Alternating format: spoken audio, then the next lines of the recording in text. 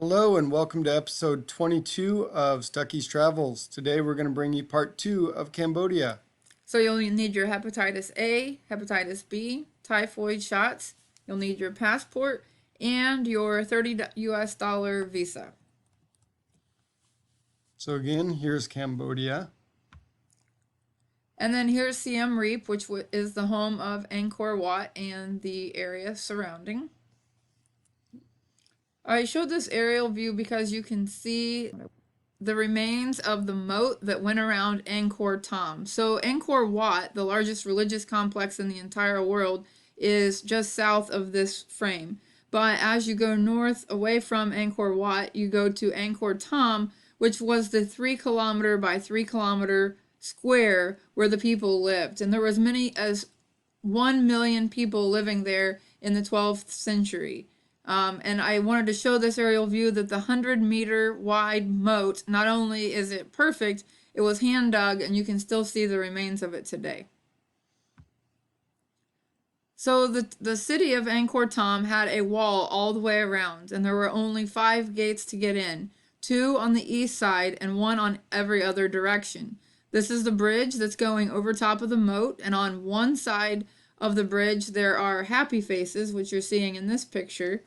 And on the other side of the bridge are mad faces that you're seeing. So kind of an interesting feature. And this bridge crosses the moat. And you can see that each entry has a gate, so our vehicle is going to be actually passing underneath that gate as we go into Angkor Thom to the next village. Yep. And these gates you can see are massive, especially for being as old as they are, and they really were used so large so that the elephants could get through. And you can even take a ride on the elephants now. So the first temple area that we were going to approach was the Bayon Temple, and we're going to show you several bas relief sculptures on the wall once we go to that temple, and this is just one of those.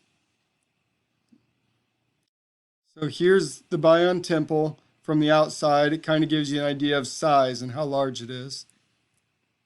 And here's some more of those relief carvings, and these were probably 12 feet high and all the way around the entire complex. So you could spend as much time as you want in Angkor Wat. For us, we only spent one entire day looking around at the different temples. But if you're making a special trip to Cambodia just to see Angkor Wat and the surrounding area, you're going to spend more time at each of these temples. And one of the things you'd want to do is look at all of these interesting stories that are going on as you walk all the way around the complex.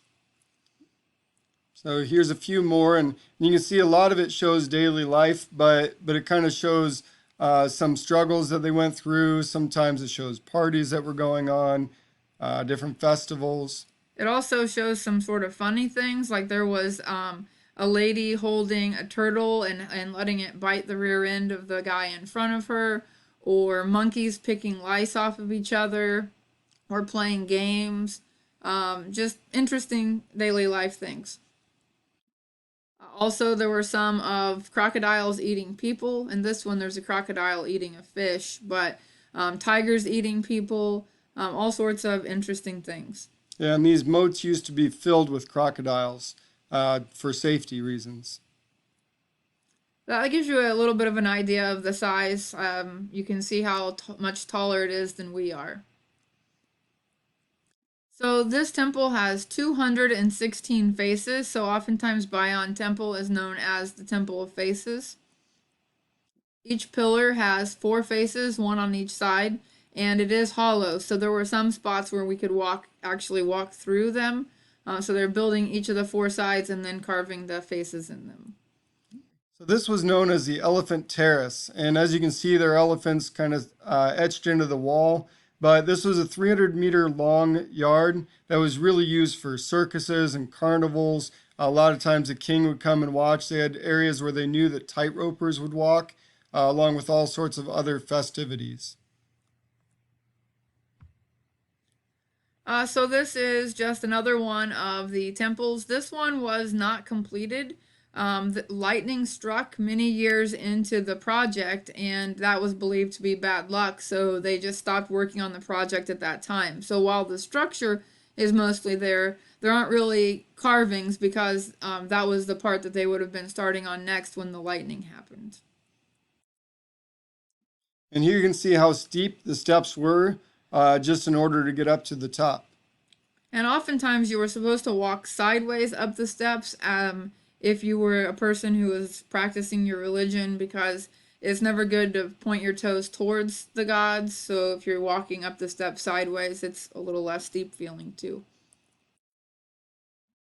So next we went to the probably the most famous, besides Angkor Wat, the most famous temple is probably the Tap Prom. It's often known as the Tomb Raider Temple because this is where a little piece of the movie Lara Croft Tomb Raider was filmed at this temple. It's the one that's sort of been overtaken by the forest.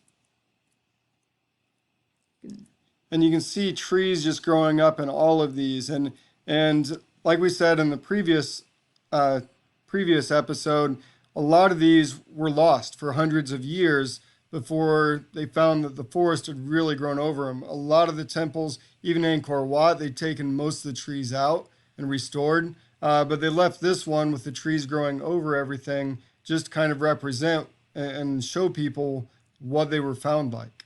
Yeah, and you can see that the trees are really causing damage to the structure. You can see they have metal there to try to reinforce it. They're sort of they if they tore down the trees, then they risk damaging the temple, but the trees are damaging the temple, so it's sort of a losing battle. But as Miles was saying, for example, with Angkor Wat, it wasn't rediscovered until 1860 when French explorers came along and found it, completely covered by jungle. So many of these temples were covered for 400 or 500 years. You can see the intricate carvings. Yeah, and realize these temples are hundreds of years old, some of them even pushing 1,000 years old. It's the strangler fig tree that's growing on these temples, and then the ones like the one off in the distance to the right, that's called the silk cotton. It really doesn't have much use for the locals. It does burn easily, but not a good tree for any like building or anything like that. And for a short science lesson, the strangler fig is comes from the fig tree, and when the monkeys eat the fig and they poop out the seeds stay up in the tree, and then the tree actually grows from really high up and surrounds the tree that it's on. So even as monkeys move to different trees, that strangler fig starts growing from the top down and completely encompasses the tree that's there, killing it off. And a lot of times there ends up being a hollow space inside of the strangler fig. So we talked about the strangler fig in our Costa Rica episode. So halfway around the world, and it's still a species that's there as well. So just some more intricate carvings. You can see the three-headed elephant, which is a common theme. More carvings on the far right. The middle one is believed to be a Stegosaurus, and nobody really understands how there would be a dinosaur carving. There's a lot of speculation, but sort of interesting to see that in person. So again, you can see the tree just growing up right in the middle of all of this. And then all the stone that's been knocked down because of the trees. So this one you can see is a little bit different in color than the other ones. This one is called pre-rup, and it's more reddish brick instead of the sandstone like the other ones. Now, this is a little earlier from the 11th century, whereas Angkor Wat was the 13th and 14th century.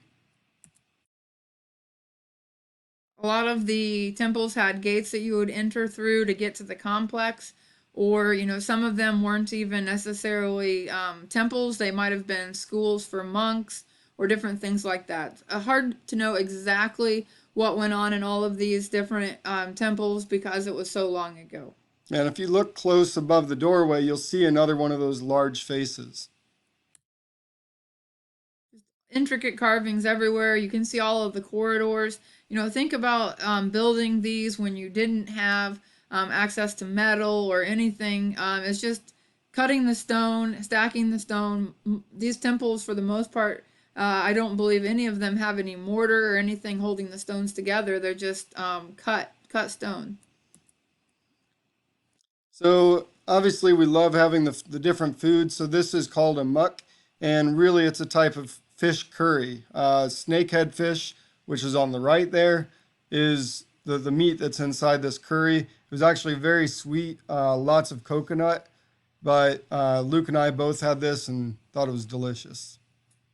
Probably a little spicy for Michelle Yeah, though. I always stay away anytime I hear the word curry, but not all curries are spicy. So I recommend trying it at least once because what might be spicy for you might not be spicy for someone else.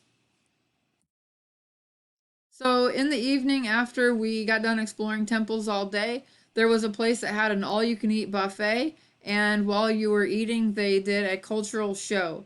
So the all-you-could-eat buffet was only 12 American dollars, and you got as much food as you could eat the whole time the show was going on. Plus, you got to watch singing, dancing, musical instruments being played. It was a great way to finish up our day seeing the temples.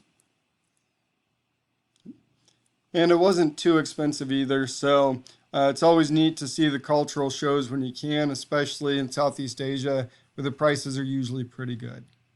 So, all right. And that's the end of our episode. So we'll see you guys next time. Thank you.